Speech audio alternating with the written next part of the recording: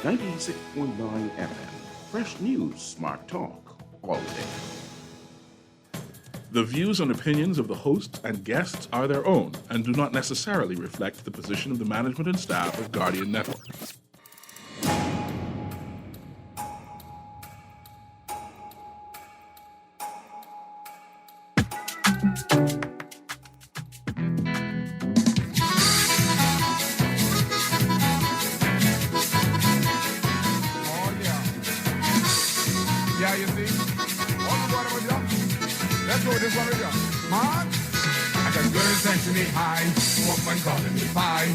My girlfriend leave me hanging cry. She done make red gum in my eyes and my blood pressure sky high. God for me get a lift, she want me to die. Man, I got girls vexing me high. Woman calling me by. If my girlfriend leave me hanging cry. She done make red gum in my eyes and my blood pressure sky high. God for me get a lift, she want me to die. What? She done leave me once before. I said, baby, don't do it no more. Cause y'all, you making my heart oh so sore. She tell me I is my own woman. I ain't none of your children. And furthermore, you ain't my husband. That's why I got girls texting me high. Woman calling me pie. If my girlfriend leave me, I ain't cry. She done me red gum in my eyes and the blood pressure sky high. God put me in a list, she want me to die. When I call her on the phone, she ain't never home. I wonder why this woman so like the room. The only time she see me is when other friends are ain't free. Oh God, please have mercy. Oh. Good morning this morning and welcome back to Guardian Radio 96.9 FM. Your station for fresh news, smart talk all day. I would say good morning to Stalit. Thank you for putting that word out there. I don't know if you all noticed yet, but all this week and next week in the month of March, I'm going to be playing songs that speak to the human condition and the relationships between men and women in the country for the month of March, which is deemed, Women's Month. International Women's Day is on March 8th, which is quickly approaching. I like that song, right? Still say, man, these women, them trying to make her sad, but we gotta be mature, practice emotional intelligence, and don't cause this temporary hurt, or don't allow this temporary hurt to cause us to do something that we didn't want to do. Good morning and welcome to On the Clock with Erin Greene on this Wednesday, the 2nd of March, 2022.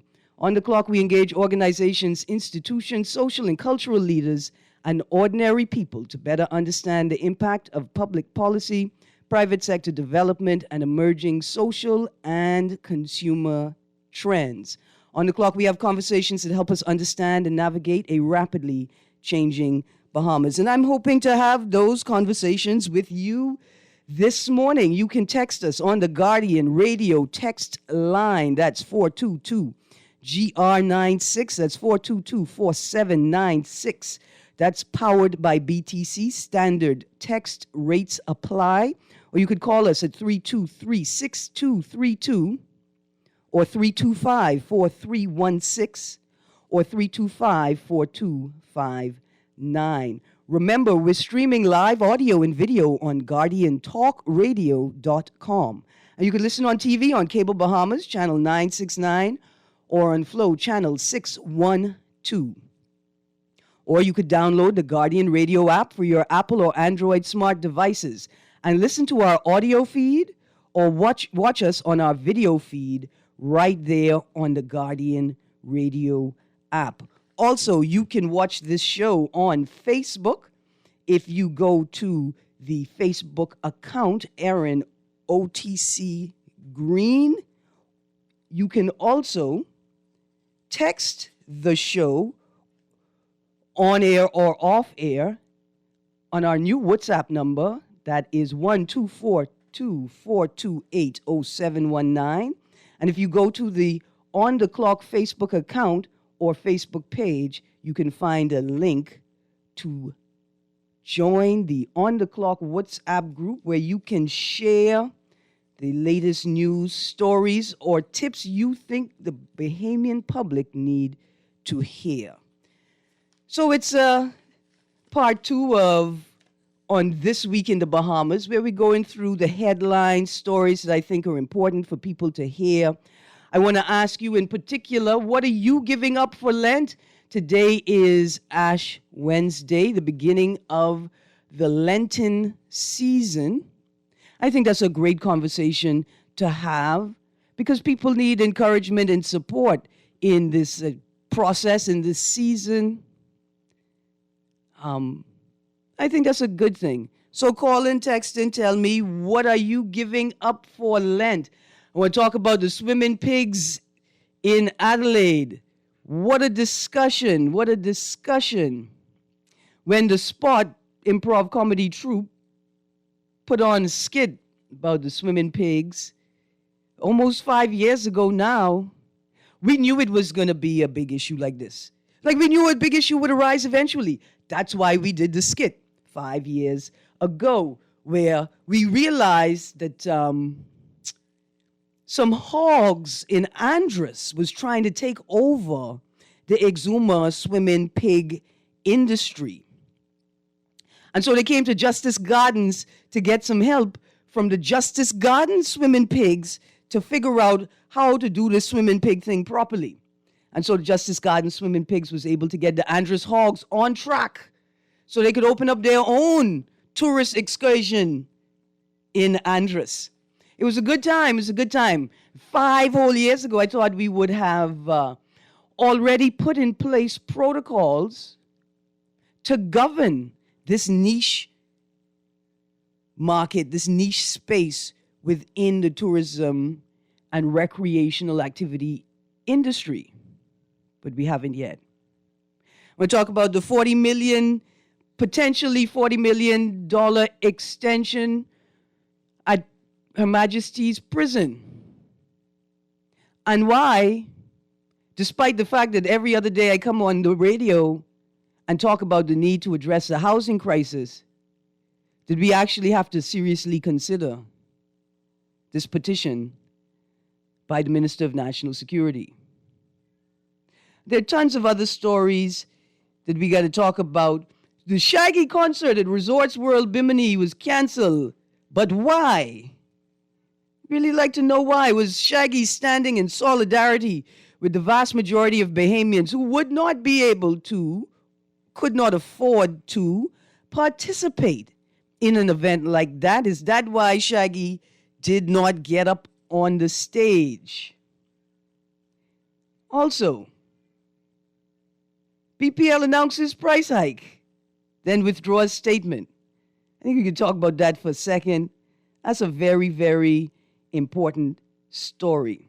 Here's some what's in the news. I saw a note on Facebook yesterday saying that the South Beach Library is open now for sit-down computer use at a cost of $1 every half hour, and it would be open between 9 a.m. and 4:45 p.m. I imagine that's weekdays. I hope it's every day, 7 days a week.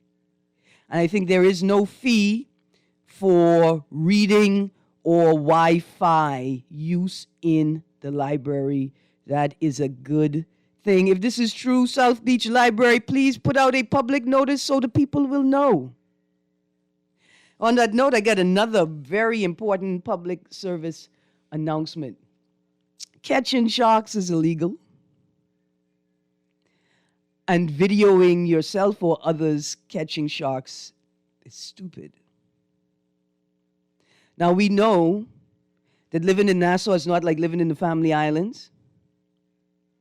And I imagine that Family Islanders have a greater incidence or like rate of interaction with sharks.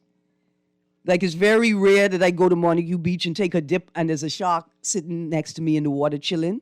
But Family Islanders, they interact with sharks a whole lot more. Fishermen, of course, interact with sharks a whole lot more than we do. And we understand why a fisherman or a crew of fishermen may have to kill a shark that is menacing them or attempting to bite somebody as they're fishing. They can't get out of the water fast enough. Because fishermen measure themselves. They know the sharks live there. They take a pause and they say, boss, you really telling me to leave? Okay then.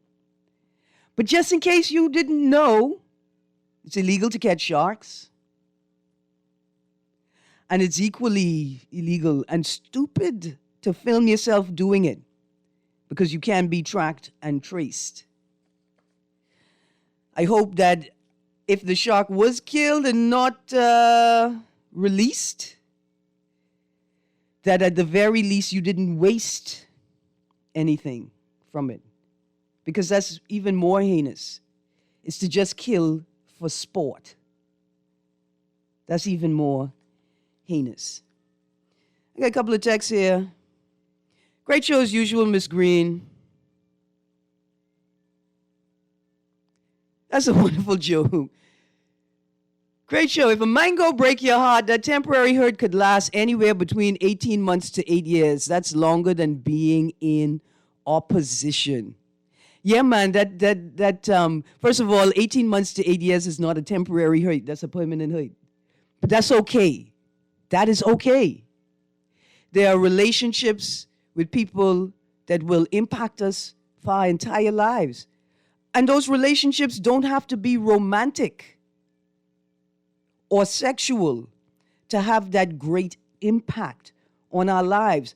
But you see, because we keep promoting that, right, then we're denying men and women of their full adult, right, like their full adult experience, because we're telling them that they can't, there's something wrong with them having a profound love for or a profound connection with someone, right? Because those types of connections are only supposed to be sexual. When we know that there are brothers and women out here who have relationships and friendships that are platonic, they like brother or fraternal or paternal, they like brother and sister and family, that have been not just profound, but have driven the country forward, have caused men to moderate their behavior and measure themselves and their words for the sake of their common goal. Right? So you're right. You're right, that hate could last a long time, and there's nothing wrong with that. Right? When we lose a loved one, grief stays with us forever, it doesn't disappear. We just build ourselves up to manage it better. Another texter says, I usually give up cussing for Lent. So bad Nassau drivers, don't cause me break my Lenten vow. Oh, that's a very interesting text. You know, I hadn't really planned, but that's a great show as usual. The USA plan on seizing the Russian boats, cars, hotels, and other luxury vehicles they have, and they plan on doing that worldwide. So Putin, wake up this morning hot. You could imagine if you wake up and you find out the government sees your Honda Accord. Well, that's how Putin felt this morning times 10. Let me tell you how this is like relevant to the Bahamas. Well, first of all, because I'm sure there are Russian assets here, that our Bahamian government now is in this weird position where they got to negotiate with the U.S. government and they got to negotiate with Russian government. And they got to say, man, Russia can try hard to keep your assets safe. And they got to go to the U.S. government and say, but look here, you know that file on Russia? I can get that to you in 2 weeks. We have a meeting. But it may have disappeared. I used to keep it where I keep the Oban file. I'll be honest with you, I ain't seen the Oban file in years now. That's what the Bahamian government may have to go and tell the U.S. government to maintain good diplomatic relations with all of the countries we live and work with. That's interesting. More relevance for the Bahamas, right? One of the things that we don't really talk about in the discussion about the transition to cashless society, transition to incorporate more digital systems and digital finance, online money systems. Well, look here. You know what happens if all your money is in a bank or in a digital system? When the bank doesn't like you anymore, or better than that, they don't even have to involve feelings. When they get an order from the court saying that your funds are to be seized, they're gone. There's nothing you could do about it except go to a court and appeal that action. They're gone. Right? And in the same way, all Russian digital assets that the U.S. or whatever sanctioning bodies can get to can be seized easily. This is one of the complaints coming out of China with their digital systems, is that if you fall short or below a particular standard on the Chinese social rating system, if you've made a decision that the government is not in agreement with, that your accounts could be seized and you could find yourself once a millionaire and now a pauper. Kermit, I see we got a call on the line. Let's go to that call. Good morning, caller. You're on the clock. Godly day to just talking the voice along with you. Pretty eye, Erin, Greene. Good morning, Bremen. How are you? I'm only saying God. With this situation about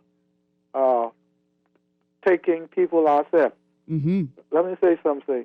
Here it is. America is our friend and our family.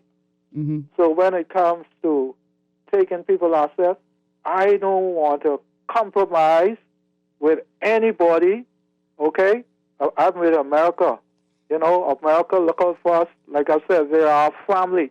I have tons of family over there. Nieces and nephews, grandnieces, nephews, great-grandnieces and nephews. And I'm not compromising with anybody for them. And I don't want government to compromise with them for me. Okay. Wow.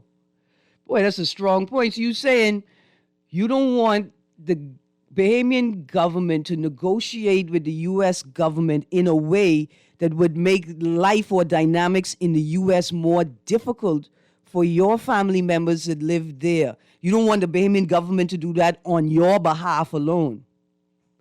That's altruistic and generous. Very. I got plenty family that are American, right? I am tied to that space. In a way that many of us are tied to that space. And in a different way than all of us are tied to that space, right? There is no denying how Bahamians, how people from these islands help to build up that country, both physically and culturally and economically as well. Economically as well, too.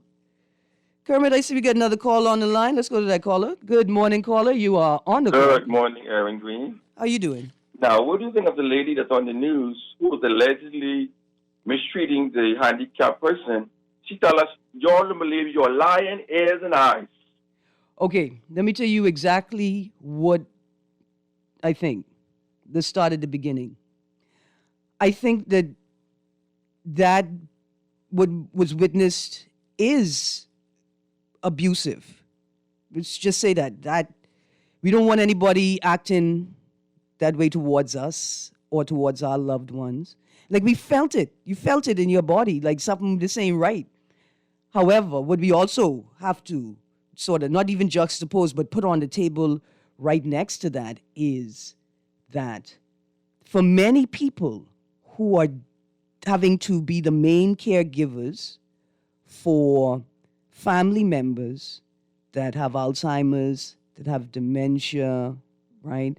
That are in a state where they don't remember who they are or what they're supposed to be doing, right? That if you are not trained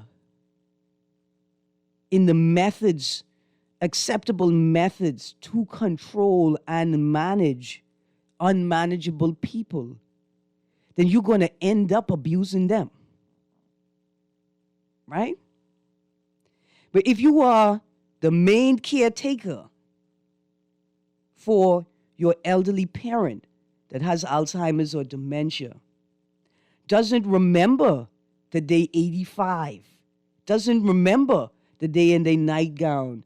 In their minds, they are 15, they are 21, they're big grown adults, they could take care of themselves. They sitting in that car, they don't understand why you tell them they can't get out the car. They're not in their right mind, we like to say. What we need to talk about, this is on the list, this one heavy.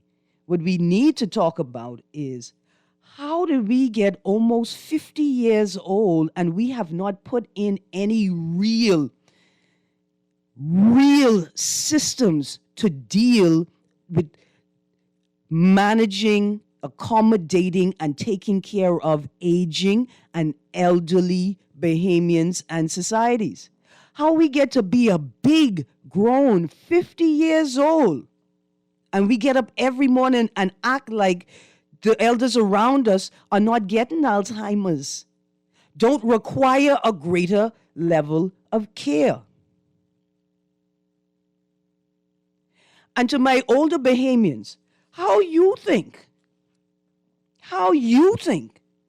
we supposed to transition so quickly into a different way of living when y'all as elders refuse to let us engage you or any subject matter in a way that would manifest or require us to manifest our authority as adults. Dear older Bahamians, you've been watching the news. You've been connected to global media for decades. We have no real systems in place to take care of you when you need that care.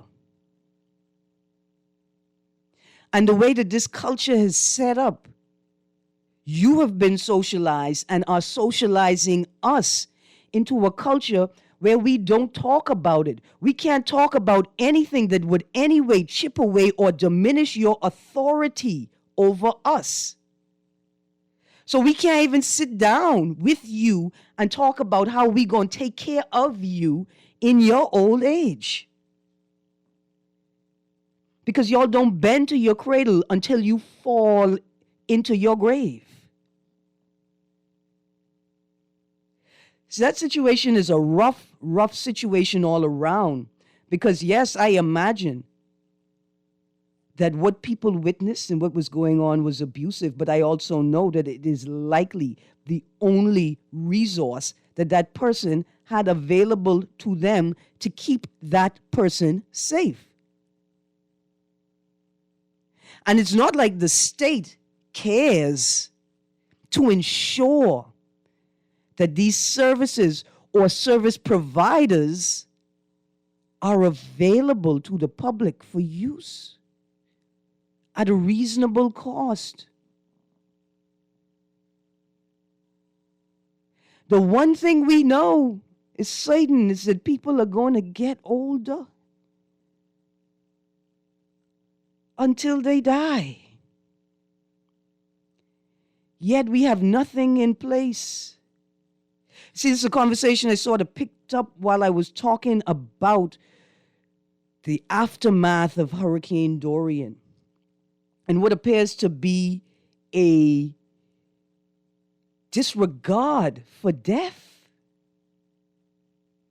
We don't honor our ancestors.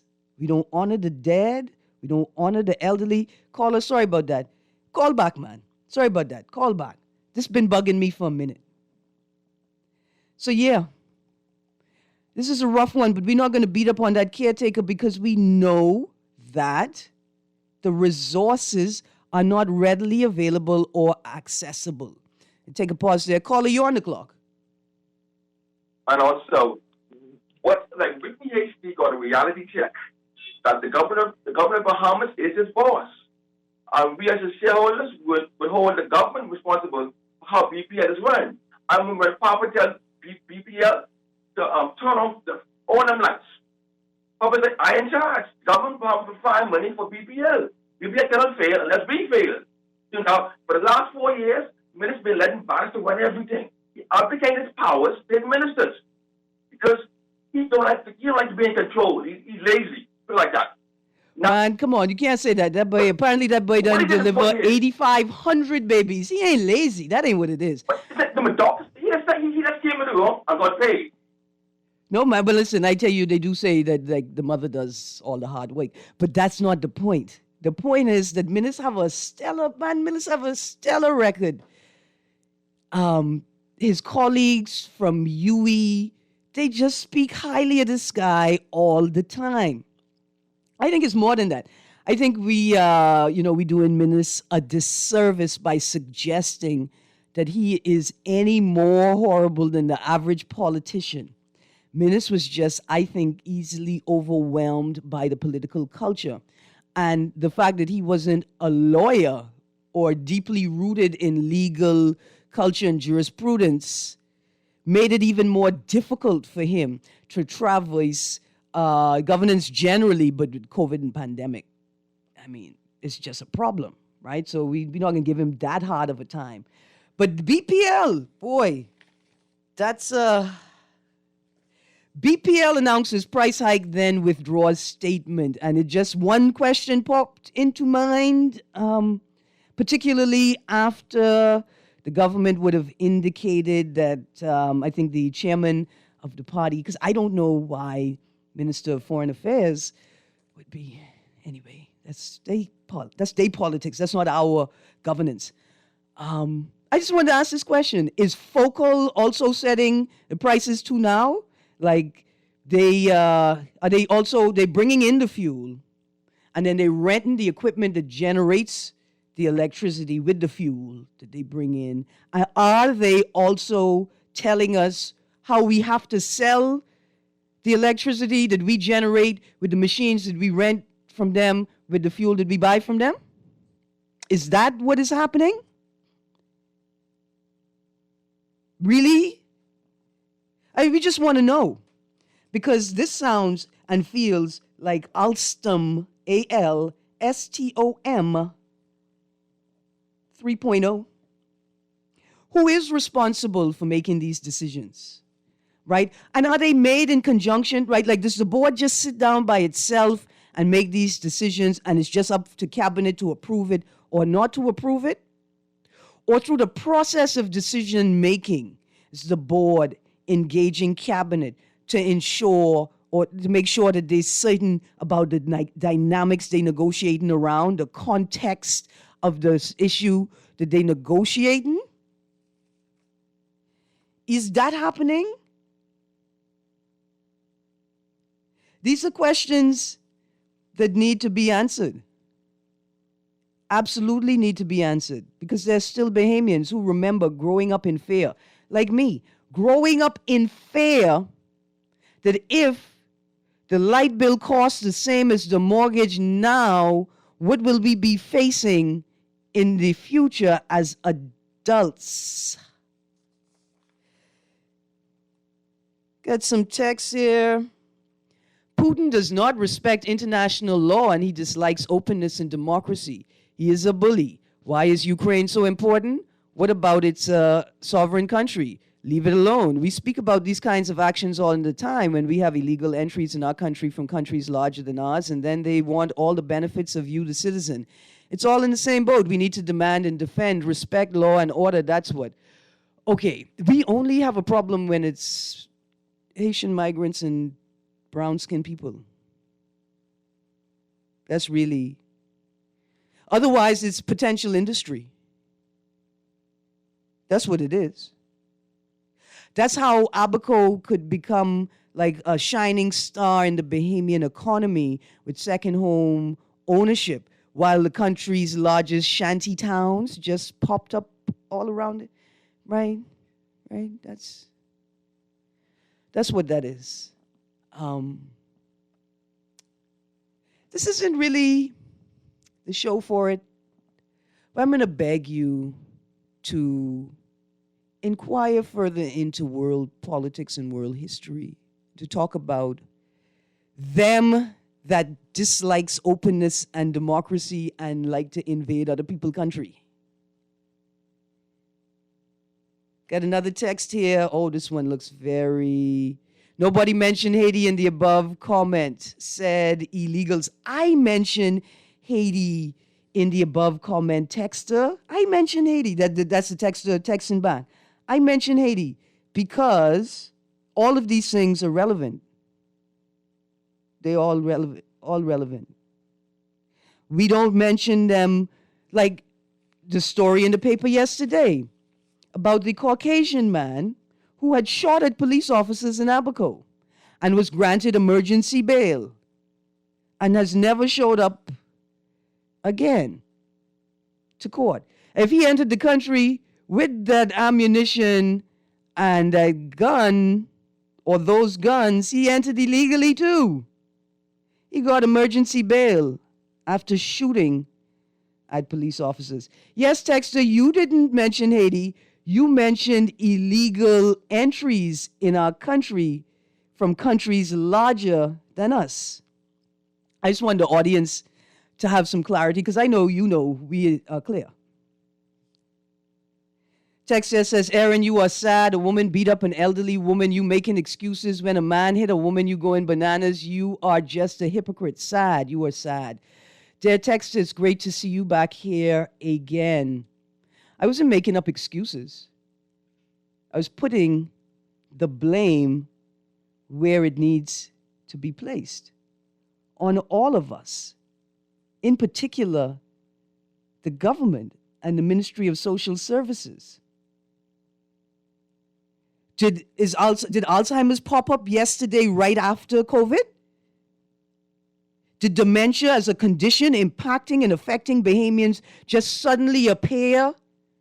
Like, you know how the vax conspirators say, oh, the vaccine caused that. Did the vaccine cause that high rate of dementia in our country?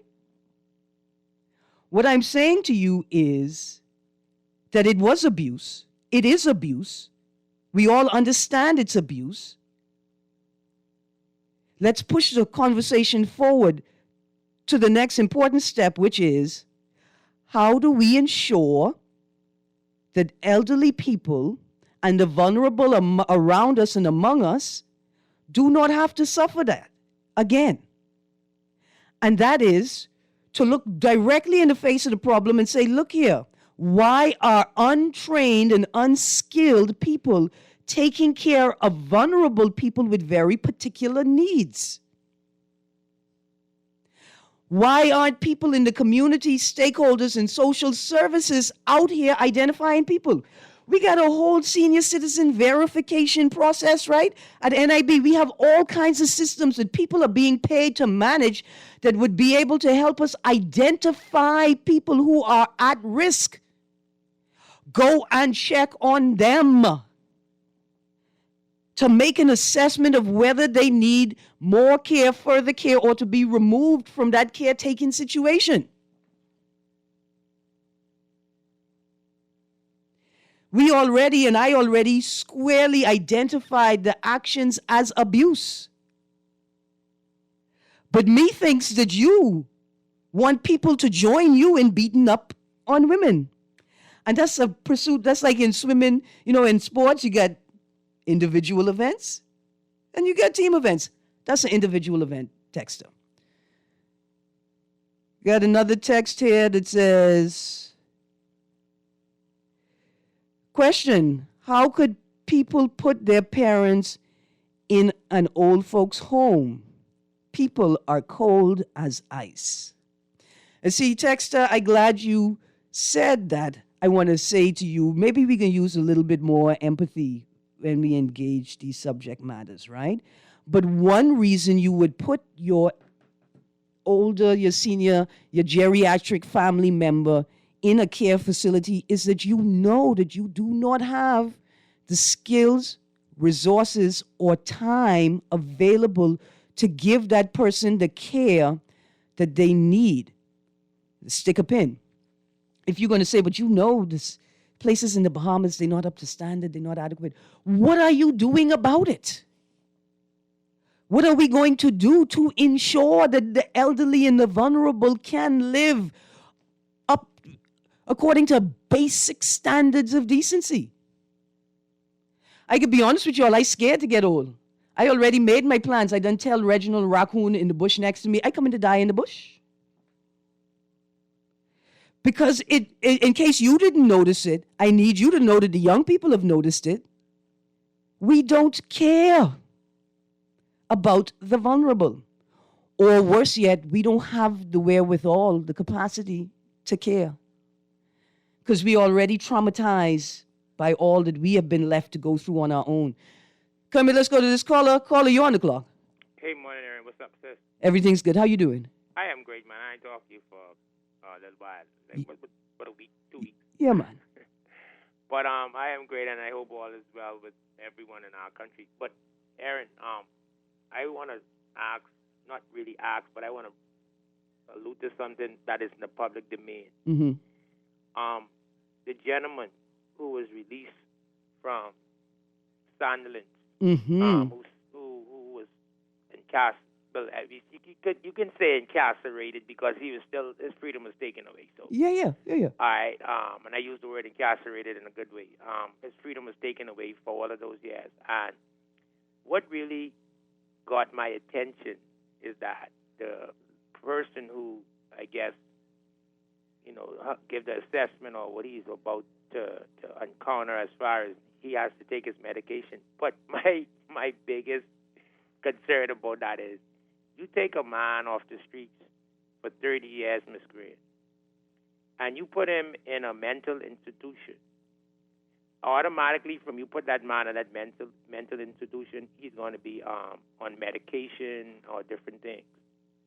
So how is it that someone who is considered to be institutionalized to Sunderland come back in society after 30-something years? Because as I understand, the crime that he went for he didn't even do it. So that already there, or that put a mental effect on his mind from 30 years ago. Mm-hmm. So how do you expect for him to come back out and to function in society as a normal person? But let me tell you the flip side of that, sis, is that when you sit and you hear, God forbid, that a person like him do something that is abnormal and it hits, I wouldn't want it to happen. It's just a hypothetical example. And it hits the airwaves, then you hear persons like speaking out, this senator should have did it, this one should have done that, this one should have done that. It's like you send a man, I'm sending Erin out in the boat with 1 gallon of gas, and I trying to tell her to go to, I can use a far island, to Inagua. Mm-hmm. It's like, Ms. Greene, these people, sometimes, to me personally, when it comes to the mental challenge persons in this country, I don't think personally sometimes the persons who got the mental disorder is the problem, Right, it's a society. It's society. Yeah. Because you have a gentleman who frequents on JFK by the shopping center, Mm-hmm. and one night I was there. This was cold night, and I was there. And every time you see him, he can't talk. He always, he always putting his hand out. Mm-hmm. I was agreeing that the gentleman was standing up. I call him a gentleman because he's still a human being. Yeah. He was standing up, shimmering, and it cold, and people walking out of a certain ice cream place, certain stores, drug stores, and just looking at him. So, Ms. Greene, I ain't do it for no props or no likes, but I had a brand new hoodie, gray jacket. Yeah. And I was contemplating, I said, but guess what? Should I give this to this fella? Because my lady bought it for me. Yeah. And Yeah. I gave it to him. Because I said to myself, I know if I go home, I can get another jacket. So I said that to say this. A lot of people in this country needs to be educated with persons on the road with mental disorder or whatever. It's because right to the Guardian, you got one lady who lays there on the side of around the boat, and people pass and say, "Oh, you crazy," but she's not. We don't know where we can. And I always say something there, and I tell people, you can't down people because we don't know where we can end up. We don't know where our family can end up. Where do we end up in a mental state? We don't know these things. So you got to be very, very careful of how you treat people. Yeah, sometimes, them people, they, give me this, Yeah, rough. They rough. Yeah. But they have a problem. Absolutely. And I think for many of them, they're trying to be visible. They're trying to be seen. Thank you, producer. We're going to go to a break. Thank you, DeWitt, very much. Stay tuned to Guardian Radio 96.9 FM. You're on the clock with Erin Greene. When we get back, we're going to get through all of these texts. Stay tuned. We'll be right back.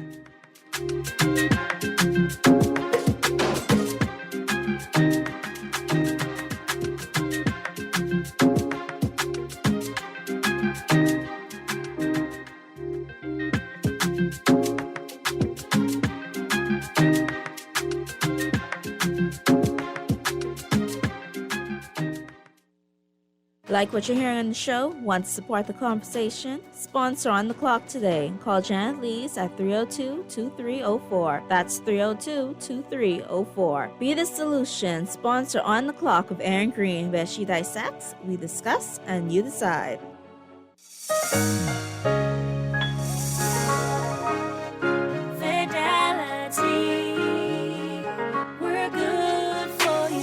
Know how important collecting your money can be to the success of your business. Start your relationship with Fidelity today so that we can show you the many options available to you with our merchant services. From click and pay options online to merchant terminals and e-commerce options. We're here to help your business succeed. For more details, speak to one of our business development officers at 356-7764 in Nassau or 352-6676 in Freeport. Visit our website at fidelitygroup.com or visit any of our branches. We're good for you.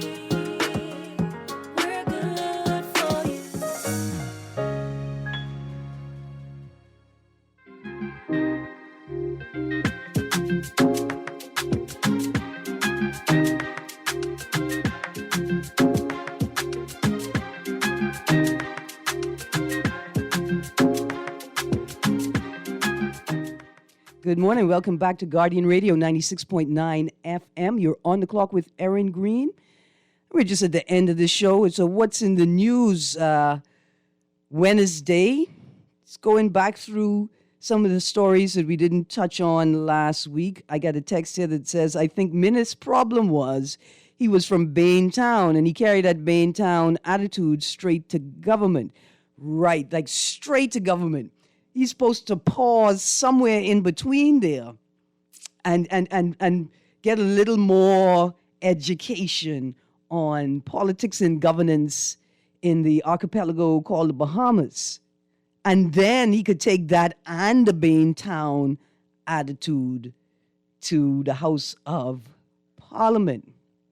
But I think a part of Minnis's shortcomings is that he also didn't understand the political culture that he was operating within and didn't take time to understand it because he's not a part of that realm and didn't see it as important. He didn't see it for what it was, or nor could he identify the sort of space it occupied in governance in this country. I got another text here. I promise you all I can read all of them. This one is a bit of a hot one.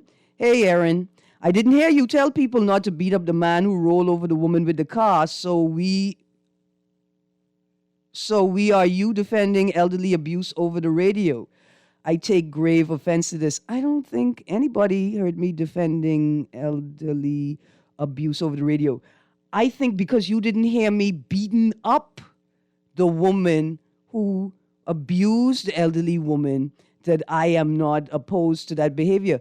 But that's because y'all think that beating up people is like a solution or an appropriate response to problems. That's all. Because beating up is justified, just you can't beat this person up. That's what's inappropriate. I'm not going to beat up that woman because there are people who are getting paid right now who know that there's a massive gap in the work that they do and the Social Security net. And what's falling through that gap are elderly people who are vulnerable due to their health, or their psychological health or their physical health. Alzheimer's didn't just pop up yesterday. But until we are prepared to have the intergenerational conversations, right? Until we are prepared as older Bahamians to respect sufficiently younger Bahamians to let us engage you about what we will have to do for you in the future.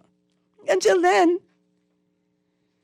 we just got a whole bunch of people that really at the end of the day, all they want is open up the Coliseum doors and let's just be violent and beat up each other. Texter goes on to say, stop defending women who abuse others. If you want to defend women that defend men in the same way, don't be one-sided. I think you missed a lot of my shows. I have another text here that says, it's irrelevant whether the people of Ukraine are white or black. The fact is, Putin is wrong to invade a sovereign nation. Wrong is wrong, and 2 or 3 or 4 wrongs don't make it right. Dear text, I think you entirely missed the ways, what I pointed out, the ways in which those situations are relevant to or similar to what we're dealing with in the Bahamas. There is a race issue in Ukraine that has been exacerbated, exposed, and highlighted by this particular crisis. We don't have to argue about that because it's nothing to argue about. I got another text here, Miss Greene. Car cut the red light, Prince Charles and Burger King, and it was a taxi. Thank you. I'm not going to call a taxi plate number right now. I can tell you why. The taxi union, they're not in upheaval, but they're in this shifting and this changing process. And I'm going to give it a moment to see what systems come out of this revamped union to moderate the behavior of their own members and other taxi drivers, even if they are not members of the union. My dear Ministry of Social Services, you see, people won't see the link between this story and the story of a year plus ago where we saw leaked footage of children being physically abused at one of the local children's homes. But there is a link.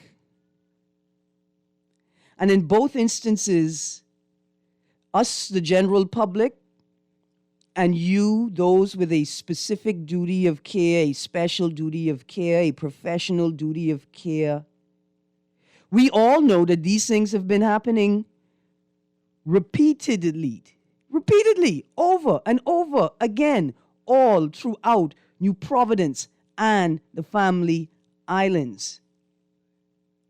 And so to that texter, I'll ask you a similar question. Why do you only want to talk about it when it makes you uncomfortable, when it's forced in your face, even though you know it exists all the time? But look here, I ain't trying to alienate anybody. Let me pull that back a little bit. I ain't trying to alienate anybody. I got another text here. I can read this one. Erin, Whitney Hasty got a reality check. The Bannister. I read in your text just how you sent it. We're running BPL wrong. Said he called Brave for instructions on what to do. The cabinet of the Bahamas is his boss, and every big decision got to go to them. Erin, do think Moxie Big Wazala deal, the cabinet sign off on it. Them deals come with a 5 or 10% finder's fee. That's big money. Boy, look here. I ready to give anybody a finder's fee who could find me the file on the investigation into the fire and who is the person that signed off to turning on the generator that I think the reports say caused the fire. I only think that because I haven't seen the report, even though the report technically belongs to the Bahamian people. Now, they can come and tell me some foolishness like, well, technically, BEC, the institute that was BEC, is now different. There's a BPL, which is the managing body, and that's separate from BEC and the government, and then there's BEC, the body that is generate the power, and that have to do with government. So technically, maybe BPL doesn't owe me anything. I don't believe that. I rebuke that. And I will give a finder's fee to anybody who could tell me with documentation I could use to tell other people who the person was who said it was okay to turn on the generator, and then when they turned on the generator, it wasn't okay to turn on the generator, and we had a big fire. I'll pay a finder's fee for that. Imagine. Boy, folk all, I just want to know, are you setting the prices too? Because everybody thought that the decisions had to go through cabinet before they were released. Everybody thought that. Everybody, including cabinet. Everybody. There are other stories, and this is the perfect time to talk about them because I don't know if we can ever actually get right into them. So, the Minister of National Security says that we need an extension to the Majesty's prison and it may cost us $40 million. And I agree with people who got up and said, well, what about education? What about the hospital, healthcare, family island clinics, improving family island travel? So all Bahamians could have equal and equitable access to the things that are available. But guess what? This is going to be an interesting discussion because the truth is the prison been needing an upgrade. The prison is not just outdated, but I imagine every single prisoner that has been in there has the grounds to sue the government for being subjected to cruel and inhumane conditions, according to the laws of the Bahamas. And this may be one instance where I may have to say, you know what? As much as we get things to spend the money on, we have a duty of care and a moral obligation to expand the prison compound. That is a very important thing. There are other things to talk about as well that we didn't get to. The people them on the crown land clearing it. People on the crown land clearing it. What a vibe. What a time. Anyway, I am all out of time. Thank you for joining me today. I got one boy texter that came in right at the line. Hi. Are they trying to sell our things in front of our face? In China, you get the death penalty for that. Well, I don't think that's true in China. That's my music. I gotta go. It's the 11 o'clock hour. That means Guardian Radio, AM. I think this morning we're gonna get Quincy Parker on the radio. Yesterday we had Cecil Nuri. Doesn't matter. Your job is to stay tuned and enjoy the fresh news, smart talk all day because this is 96.9 FM and you've been on the clock with Erin Greene. See you tomorrow.